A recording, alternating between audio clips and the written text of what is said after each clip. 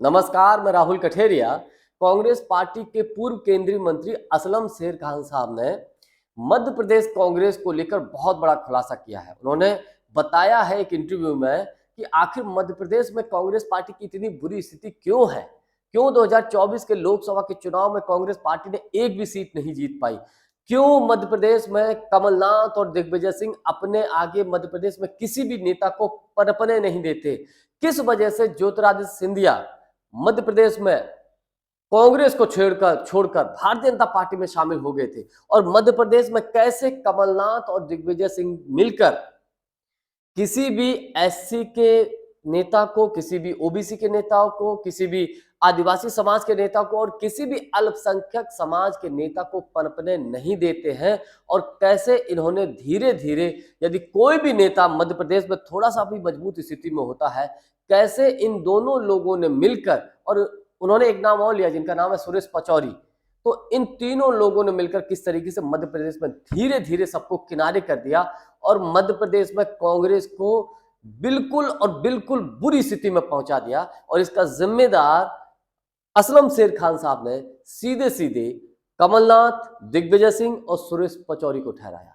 तो इसको लेकर मैं और तमाम बातें करूं, लेकिन उससे पहले यदि आपने अभी तक हमारे चैनल को सब्सक्राइब नहीं किया है तो सब्सक्राइब जरूर कर लीजिए और घंटी के बटन को जरूर दबा दीजिए। देखिए, असलम शेर खान साहब ने एक इंटरव्यू दिया है। उन्होंने सीधा सीधा गंभीर आरोप लगाया है कि मध्य प्रदेश में कांग्रेस पार्टी की जो स्थिति है, जो बुरी स्थिति है, इसके जिम्मेदार कमलनाथ और दिग्विजय सिंह जी हैं। क्यों? सुरेश पचौरी तो चूंकि भारतीय जनता पार्टी में चले गए हैं। क्यों स्थिति ऐसी है? क्योंकि ये दोनों ही नेता भारतीय जनता पार्टी से अंदर खाने मिले हुए हैं। जब से दिग्विजय सिंह जी ने मध्य प्रदेश की कमान संभाली थी, उसके बाद दिग्विजय सिंह और कमलनाथ की जोड़ी ने, इन दोनों ही नेताओं ने अपने आगे किसी भी ओबीसी समाज के, किसी भी दलित समाज के, किसी भी आदिवासी समाज के, किसी भी अल्पसंख्यक समाज के नेता को आगे पनपने ही नहीं दिया। और जिसने पनपने की कोशिश की उसको धीरे धीरे बिल्कुल खत्म कर दिया। ये गंभीर आरोप लगाया है असलम शेर खान साहब ने। और उन्होंने तो यहां तक गंभीर आरोप लगा दिया कि जानबूझकर कमलनाथ और दिग्विजय सिंह जानबूझकर ये क्या करते हैं कि लोकसभा की सीटें कांग्रेस पार्टी मध्य प्रदेश में कम से कम जीते, इस प्रकार की रणनीति तैयार करते हैं। क्यों? ताकि इनकी कोई शिकायत दिल्ली में न कर पाए।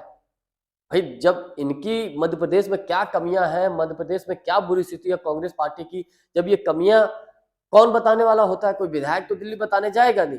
जो लोकसभा का जो एमपी चुना जाता है वही तो राहुल गांधी या गांधी परिवार से नजदीकी रखेगा, मीटिंगें होंगी तो वो शिकायत कर सकता है। तो कम से कम सांसद चुने जाए, ऐसी ये लोग रणनीति बनाते थे।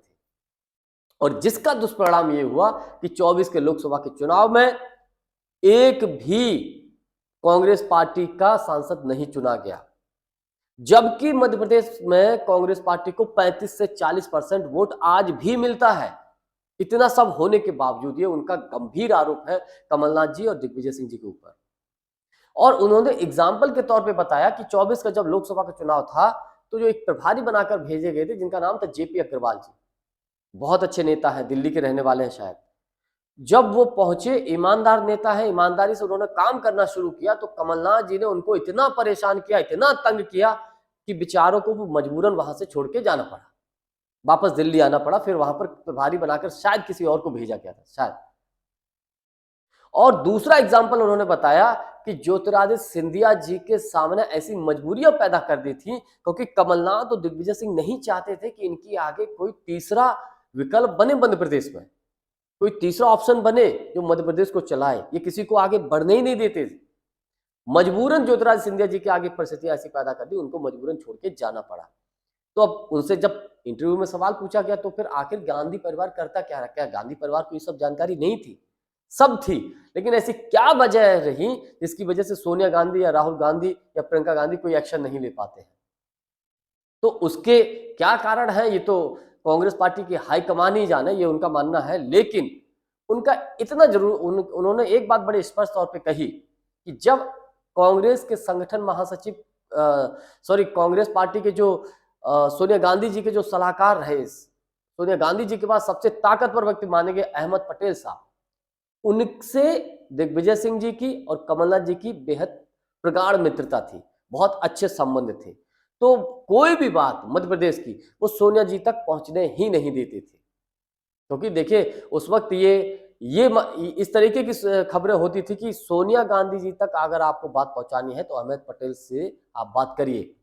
तो जब तक अहमद पटेल जी रहे, उन्होंने अपने आगे किसी को आगे बढ़ने ही नहीं दिया, अपने स्तर से ही सारी चीजें मैनेज करते थे, और उनसे दिग्विजय सिंह जी की और कमलनाथ जी की बहुत अच्छी दोस्ती थी। तो ऐसे एक षड्यंत्र के तहत कमलनाथ जी, दिग्विजय सिंह जी और सुरेश पचौरी, इन तीनों ही नेताओं ने मिलकर जानबूझकर मध्य प्रदेश में कांग्रेस पार्टी को हाशिए पर खड़ा कर दिया, और मध्य प्रदेश में कोई भी दलित, पिछड़ा वर्ग, माइनॉरिटी यानी कि अल्पसंख्यक और आदिवासी समाज से कोई नेता पनपने नहीं दिया। और मध्य प्रदेश के अभी वर्तमान जो प्रदेश अध्यक्ष है जीतू पटवारी जी भी इस बात को बोल चुका। अभी कुछ दिन पहले उन्होंने बोला था कि मध्य प्रदेश में कैंसर है गुटबाजी मध्य प्रदेश में कैंसर है। तो कुल मिलाकर जो आरोप लगाए हैं असलम शेर खान साहब ने, बेहद गंभीर है दिग्विजय सिंह जी के ऊपर, कमलनाथ जी के ऊपर। अब देखने वाली बात ये होगी कि आने वाले समय में मध्य प्रदेश में कांग्रेस को लेकर क्या स्थिति बनती है, क्या एक्शन हो सकता है, या असलम शेर खान साहब के ऊपर कमलनाथ जी का और दिग्विजय सिंह जी का क्या पलटवार होता है। जानकारी हमारी आपको कैसी लगी कमेंट्स करके जरूर बताइएगा। बहुत बहुत धन्यवाद। नमस्कार।